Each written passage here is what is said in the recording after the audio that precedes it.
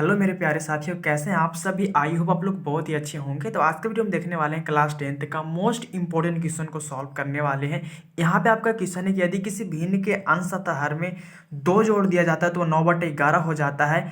यदि अंश तथा हर में 3 जोड़ दिया जाता है तो वह 5/6 हो जाता है। तो भिन्न कैसे निकालना है, यहाँ पे बहुत ही आसान तरीका समझने वाले हैं, जो आपके एग्जाम में लगातार ऐसा ऐसा क्वेश्चन आता है। तो वीडियो को अंत तक देख के जाइएगा, आपको यहाँ पे बेसिकली बहुत ही आसान तरीका समझ में आ जाएगा। तो कैसे करेंगे, यहाँ पे एक एक पॉइंट को बहुत ही आसान तरीका समझेंगे, ठीक है। तो यहाँ पे आपका क्वेश्चन देखो, किसी भी क्वेश्चन को सॉल्व करते समय आपको उसको 1 से 2 बार बहुत ही अच्छे तरीके से पढ़ लेना है, ताकि आपको कोई कंफ्यूजन ना रह पाए, ठीक है। यहाँ बोल रहा है कि यदि किसी भिन्न के अंश तथा हर में 2 जोड़ दिया जाता है तो वह 9/11 हो जाता है, ठीक है। यदि अंश तथा हर में 3 जोड़ते हैं तो वह क्या होता है, 5/6 हो जाता है। तो इस समीकरण को कैसे हल करना समझना बहुत ही आसान तरीका से करने वाले हैं। वीडियो को अंत तक देख के जाइएगा। तो देखो, यहाँ पे सॉल्व करने से पहले आपको कुछ यहाँ पे पता होना चाहिए। जैसे हमें देखो, यहाँ पे बोल रहा है कि यदि किसी भिन्न के अंश तथा हर में, ठीक है। तो भिन्न क्या होता है समझो पहले। देखो, भिन्न का मतलब होता है, समझना यहाँ पे कि भिन्न का मतलब होता है ना कि संख्या, जैसे यहाँ पे भिन्न बराबर फार्मूला होता है कि अंश बट्टा क्या होता है, हर होता है। क्या होता है, अंश बट्टा क्या होता है, हर होता है। ये भिन्न का फार्मूला होता है। अब अंश और हर किसे बोलते हैं समझना। देखो यहाँ पे जैसे 6/8 लिखा हुआ है, तो 6/8 में आपका अंश हो जाएगा 8 और हर हो जाएगा आपका क्या, तो यहाँ पे सॉरी, अंश हो जाएगा 6 और हर हो जाएगा आपका 8 हो जाएगा, ठीक है। तो ये भिन्न होता है, ठीक है।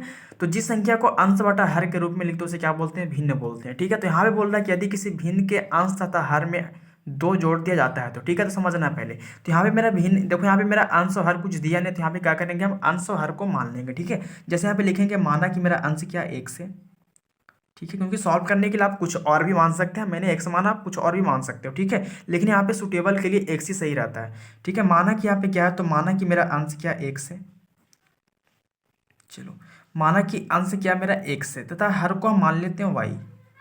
हर को क्या मान लेते हैं, वाई मान लेते हैं। समझना, बहुत ही बेसिक से इसको सॉल्व करेंगे, ठीक है।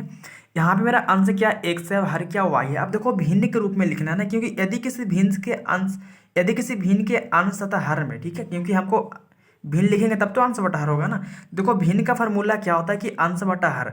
तो जिस संख्या को हम अंश बटा हर के रूप में लिखते हैं उसे क्या बोलते हैं, भिन्न बोलते हैं, ठीक है। तो यहाँ पे हम ऐसे करते हैं कि भिन्न बराबर लिख देते हैं क्या, तो अंश बट्टा क्या लिखेंगे, भिन्न बराबर, ठीक है। भिन्न बराबर, चलो भिन्न यहाँ पे हो गया, यहाँ पे आधा ना, ठीक है। भिन्न बराबर आपका हो गया, यहाँ पे अंश बट्टा क्या हो गया, हर हो गया, ठीक है। यहाँ तक आपको समझ में आ गया। अब हमने यहाँ पे अंश को क्या माना है, तो एक्स, तो यहाँ पे अंश की जगह एक्स बैठाएंगे, और हर को क्या माने वाई, तो हर के पास क्या वाई बैठा देंगे, ठीक है। तो यहाँ पे मेरा भिन्न बराबर क्या हो गया, तो भिन्न बराबर यहाँ पे हो गया एक्स बट्टा वाई।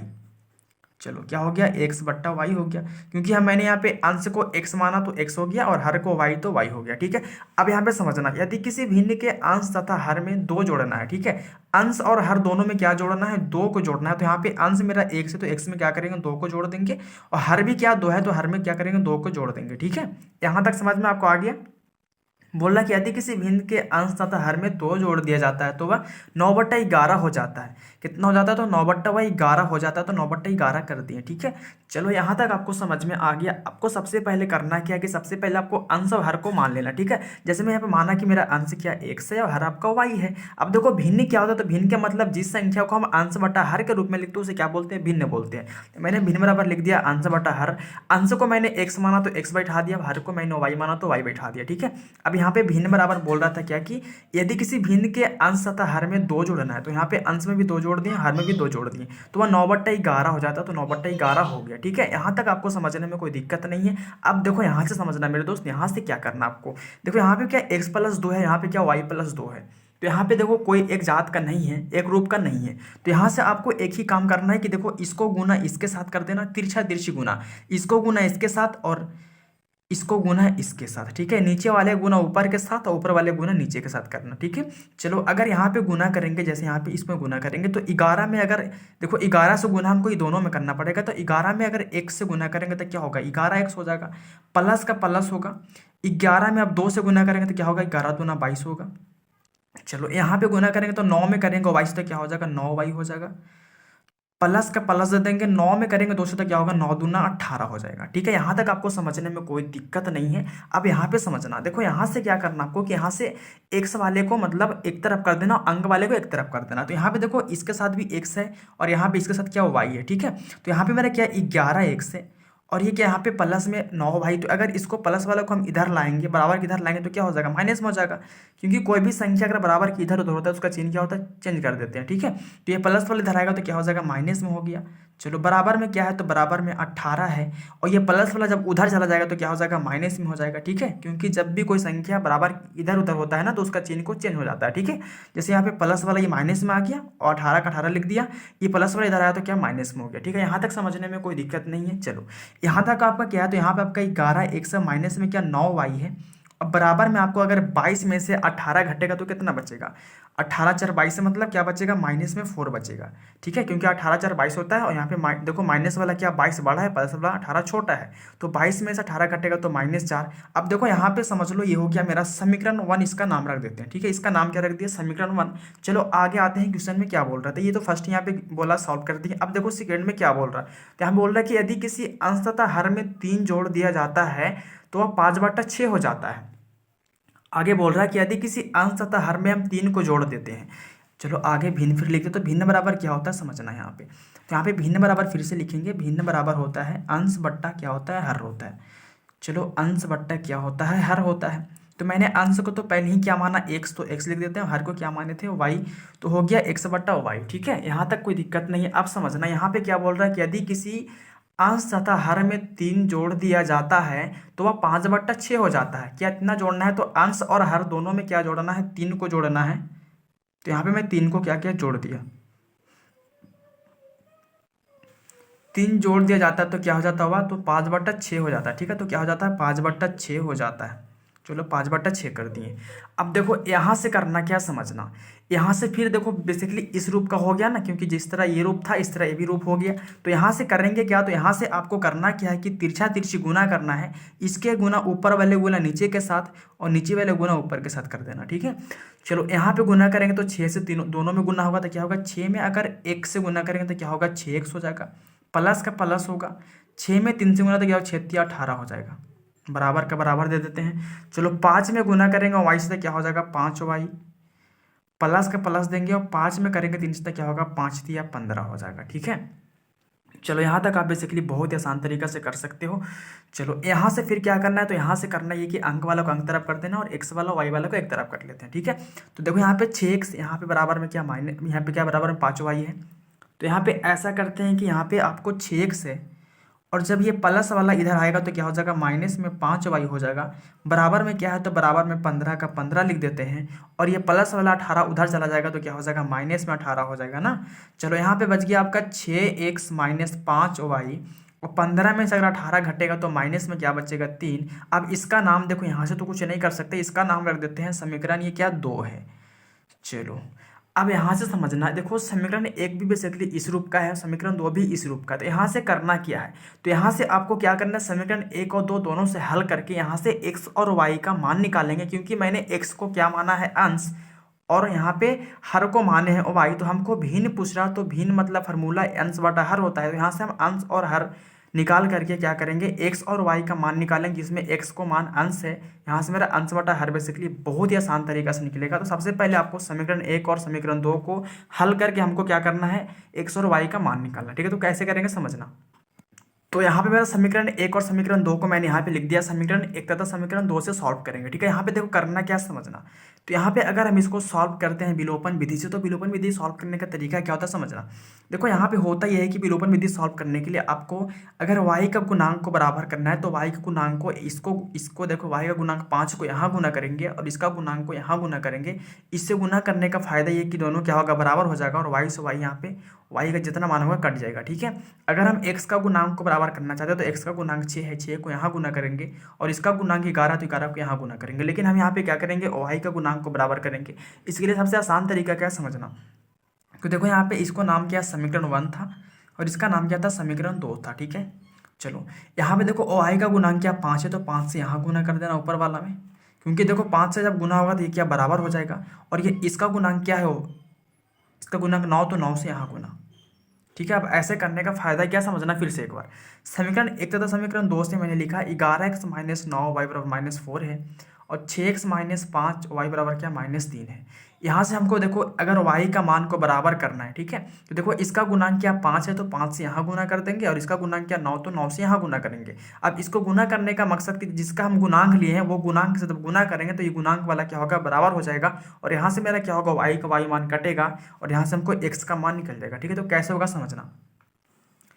तो विलोपन विधि का मतलब होता है कि इसका गुणांक को यहाँ गुना करके आप गुणांक को बराबर कर सकते हैं, और इसका गुणांक को यहाँ गुना करके आप इस गुणांक को बराबर कर सकते हो। ठीक है, चलो यहाँ से हम इसको गुना करेंगे तो देखो इससे गुना ये सब में होगा, तो 11 से पहले करेंगे, 5 से पहले करेंगे 11 में, तो क्या होगा 11 पचे 55 और x का हो गया x। ठीक है, फिर यहाँ पे माइनस का माइनस दे देते हैं, फिर 5 से करेंगे 9 में, तो क्या होगा 9 पचे 45 और y का हो गया y। चलो फिर 5 से करेंगे 4 में, तो क्या होगा 5 का 20 और माइनस का माइनस दे दो। चलो यहाँ तक समझ में आ गया। अब देखो 9 से, तो 9 से गुना सब में होगा, तो 9 से 6 में करेंगे तो क्या होगा 9 छक 54, x का x हो गया। चलो फिर 9 से करेंगे तो क्या होगा माइनस का माइनस, 9 से करेंगे 5 में तो क्या 9 पचे 45 और y का y हो गया। ठीक है, बराबर में दे देते तो देखो 9 से फिर करेंगे 3 में तो क्या होगा 9 दिया 27 हो जाएगा, माइनस का माइनस हो जाएगा। चलो यहाँ तक बेसिकली बहुत ही आसान तरीका से कर सकते हो, बहुत ही आसान तरीका से करना। ठीक है, अब देखो यहाँ पे एक देखो यहाँ पे देखो y का मान बराबर हो गया ना, क्योंकि यहाँ पे मैंने y का गुणांक को गुना किया था इसलिए y का मान बराबर हुआ। अगर यहाँ पे हम x का गुणांक को गुना करते तो मेरा x का मान बराबर आता, लेकिन मैंने यहाँ पे किसका गुणांक गुना किया था, y का गुणांक का, इसलिए y का मान बराबर आ गया। चलो यहाँ से देखो करना क्या है, तो यहाँ से आपको एक ही काम करना है। ये देखो ये दोनों प्लस में है और ये दोनों क्या माइनस में है, तो यहाँ पे देखो कटेगा कब, जब एक प्लस माइनस में रहेगा तभी तो कटेगा ना। तो यहाँ पे इसको ऐसा करते हैं कि चिन्ह को चेंज करते हैं, तो माइनस वाला हो जाएगा ये प्लस में। जब इसका चिन्ह को चेंज करेंगे तो ये सबका चिन्ह आपको चेंज करना पड़ेगा, तो ये प्लस वाला क्या हो जाएगा माइनस में हो जाएगा, और माइनस वाला क्या हो जाएगा आपका प्लस में हो जाएगा। ठीक है, यहाँ से एक बात समझना कि जब हम इसको चिन्ह को चेंज करेंगे तो यहाँ पे जितना रहेगा सबको क्या चिन्ह का आपको चेंज करना पड़ेगा। अब देखो ये माइनस में हो गया 45, ये प्लस में हो गया। अब 45 से 45 तुम्हारा क्या होगा, कट जाएगा, तो खत्म हो गया। अब देखो 55 यहाँ क्या 54 है, और 55 में से अगर 54 घटेगा तो कितना बचेगा, x ही ना बचेगा। चलो x हो गया, बराबर यहाँ पे हो जाएगा आपको, तो यहाँ पे 27 है। ठीक है, प्लस क्या प्लस में 27 हो गया और माइनस में क्या 20 है, तो 27 में से अगर 20 घट जाएगा तो क्या बचेगा 7 बचेगा, यही ना बचेगा। क्योंकि देखो अगर यहाँ पे प्लस में 27 हो गया ना, माइनस वाला में प्लस में कर दिया था तो प्लस में हो गया, और माइनस में पहले से क्या 20 है, तो 27 में से अगर 20 घटेगा तो 7 बचेगा। तो x का मान यहाँ पे क्या 7 आ गया, लेकिन y का मान कैसे निकालेंगे समझना। तो देखो x को मान को आप समीकरण 1 या 2 किसी में एक में रख करके आप y का मान बहुत ही आसान तरीका से निकाल सकते हैं। कैसे समझना, अगर ये x का मान को रखेंगे समीकरण 1 में तो x के पास समीकरण 7 बैठ जाएगा यहाँ पे। ठीक है, अगर एक में रखने का तो क्या होगा x के पास 7 बैठेगा, तो 7 से गुना हो जाएगा तो बचेगा y, तो यहाँ से हम y का मान निकाल लेंगे। आप समीकरण 2 में भी रख सकते हैं, कोई दिक्कत नहीं है। तो यहाँ पे ऐसे करेंगे कि x का मान रखेंगे समीकरण 1 में। ठीक है, तो x का मान रखेंगे समीकरण 1 में, तो x का मान समीकरण 1 में रखने पर, समीकरण 1 में क्या करने पर, रखने पर। चलो तो x का मान कहाँ रखना है, समीकरण 1 में रखने पर। तो x का मान समीकरण 1, तो समीकरण 1 क्या है मेरा, तो 11x माइनस 9y बराबर -4 है। ठीक है, तो 11x माइनस क्या होगा 9y बराबर माइनस में क्या हो जाएगा 4 हो जाएगा। चलो अब देखो यहाँ पे x का मान क्या रखना 7, तो जहाँ पे x वहाँ पे क्या रख देंगे 7, तो x के पास क्या रखेंगे, तो देखो यहाँ पे x का गुणांक 11 है, मतलब x गुने में तो क्या होगा 11 गुने 7, माइनस में क्या 9y है, बराबर में क्या है आपका -4 है। चलो हो गया। अब देखो गुना करेंगे तो क्या होगा 11 सत्ते 77 हो जाएगा, माइनस क्या है 9y बराबर क्या माइनस में क्या 4 है। चलो अब देखो यहाँ पे समझना, यहाँ से करना ये कि अंक वाला को अंक तरफ कर देंगे और y वाला को y तरफ कर देंगे। ठीक है, तो देखो इसके साथ y है और इसके साथ क्या खाली अंक है, ये भी खाली अंक है, तो y वालों को यहाँ पे छोड़ देंगे माइनस में 9y बराबर में क्या -4 है, और ये अंक वाला देखो 77 जो है ना ये प्लस में है, जब बराबर उधर जाएगा तो क्या हो जाएगा माइनस में, तो यहाँ पे हो गया माइनस में। चलो यहाँ पे क्या, तो माइनस में 9y है, यहाँ पे क्या, तो -4 और -77, और 77 में देखो जब दोनों संख्या रहेगा माइनस में, जोड़ के माइनस में लिखाता है। ठीक है, दोनों संख्या क्या माइनस में, तो जोड़ेंगे तो माइनस में लिखेंगे, तो 77 और क्या माइनस में क्या है 4 है, तो 77 4 कितना होगा 7 4 11 के 1 होगा, और 7 कितना होगा 8 होगा। ठीक है, मतलब 81 होगा। तो यहाँ पे दोनों संख्या क्या माइनस में, जोड़ के माइनस में लिखेंगे तो -81 हो गया। ठीक है, अब हमको यहाँ से y का मान निकालना है, तो यहाँ पे क्या 9y है, लेकिन हम यहाँ से ऐसा करते हैं कि यहाँ पे सिर्फ y को छोड़ देंगे और 9 को, यहाँ पे y का गुणांक 9 है तो यहाँ पे 9 गुना वाला आ जाएगा भागा में, तो यहाँ पे y बराबर हो जाएगा आपका -81/9 होगा। माइनस का माइनस दे दो, ठीक है। कैसे हुआ समझना। देखो y का गुणांक क्या 9 था, मतलब 9 क्या गुन्ने में है, गुणांक का मतलब गुन्ने हो गया, ठीक है। तो गुन्ना वाला इधर आ गया भागा में, ठीक है, क्योंकि बराबर उधर क्या होता है, कुछ भी हो जाता है, ठीक है। जैसे यहाँ पे अगर यहाँ पे 6 × y है बराबर क्या 4 है, तो यहाँ पे अगर देखो 6 × y है, ठीक है। तो अगर यहाँ पे हम y का सिर्फ यहीं छोड़ देंगे तो ये गुन्ना वाले इधर भागा में आएगा ना, बट्टा में आएगा कि ना आएगा। तो इसी तरह यहाँ पे हो गया कि y का गुणांक क्या था 9 था, तो 9 गुना वाला चल गया भागा में। अब देखो यहाँ से क्या होगा, माइनस से माइनस कटेगा और 9 से कटेगा 81, 9 9 81, तो y का मान आ गया 9, ठीक है। चलो x और y का मान मैंने फाइनली बहुत ही आसान तरीका से निकाल लिया, ठीक है। जैसे यहाँ पे y का मान आपका 9 आ गया और x का मान यहाँ पे 7 आ गया। अब यहाँ से हमको पूछा क्या था भिन्न, तो भिन्न कैसे निकालेंगे, क्योंकि देखो यहाँ पे पूछ रहा है कि भिन्न क्या होगा। बोल रहा है कि यहाँ पे हो तो इसका भिन्न ज्ञात करें, तो भिन्न कैसे निकालेंगे समझना। तो यहाँ पे मेरा x का मान कितना है, तो x का मान तो यहाँ पे 7 आ गया। चलो y का मान कितना आ गया, तो y का मान 9 आ गया, ठीक है। अब देखो यहाँ पे समझना, x और y का मान आ गया 7 और 9। हम यहाँ पे x को क्या माने थे अंश, तो अंश मेरा यहाँ पे कितना हो जाएगा, यहाँ पे अंश कितना हो जाएगा मेरा 7 हो जाएगा। और हर किसको माने तो y, तो हर यहाँ पे हो गया y बराबर क्या हो गया 9, ठीक है। मेरा अंश और हर हो गया, ठीक है। तो यहाँ पे अंश बराबर मेरा 7 हो गया और हर बराबर क्या 9 हो गया। अब भिन्न निकालने का फॉर्मूला क्या होता है, क्योंकि भिन्न ही तो पूछ रहा है ना। भिन्न निकालने का फॉर्मूला होता है अंश बट्टा क्या होता है, हर होता है, ठीक है। तो अंश मेरा क्या है बताओ, अंश मेरा कितना हो गया, तो अंश मेरा 7 हो गया और हर मेरा कितना हो गया 9, तो 7/9 आपका आंसर हो जाएगा, ठीक है। बेसिकली बहुत ही आसान तरीका से आप कर सकते हैं।